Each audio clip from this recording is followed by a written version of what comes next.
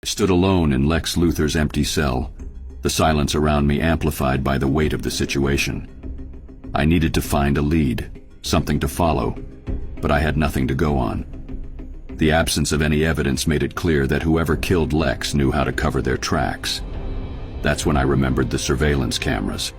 I pulled out my phone and dialed Commissioner Gordon's number. Batman, what can I do for you? Commissioner, I need access to the camera footage from Lex Luthor's cell. We've already checked the cameras. Unfortunately, whoever did this knew how to disarm them. We don't have anything on that front. Damn, I mutter under my breath. Thanks, Jim. I'll keep you updated on any progress I make, I said before ending the call.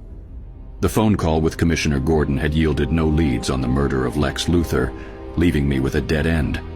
For weeks I had scoured the city, searching for any sign or clue, but came up empty-handed. That was until a string of murders started cropping up, all of them with a similar MO. The victims were all criminals, and they had been killed in the same fashion, with a precision sword strike. I couldn't help but feel that these killings were connected to Lex's murder. Someone was out there, killing the scum of Gotham with the expertise of a highly trained swordsman. I began to investigate the crime scenes, searching for any evidence that could lead me to the killer. I pieced together a profile of the perpetrator, highly skilled, acrobatic, and extremely elusive. My mind started narrowing in on potential suspects, but I needed more evidence before I could make any moves. It wasn't until one night while I was out on patrol that I finally caught my big break. I saw him, the mystery man. He was in the process of beating up some thugs, taking them down with swift and precise sword strikes. I knew this was my chance to finally catch him and end the string of murders. Without hesitation, I swooped down from the rooftop, gliding towards the scene. As soon as he caught a glimpse of me, he took off running, displaying his incredible acrobatic skills as he traversed over the walls and rooftops of Gotham. But I wasn't about to let him get away that easily. I followed in pursuit, determined to catch him no matter the cost. Finally, I managed to get close enough to launch a device from my gauntlet. 2 cords shot out, wrapping around his legs and tripping him, sending him tumbling to the ground. The perpetrator quickly cut through the cords, but I took advantage of the momentary distraction to approach him, ready for a fight.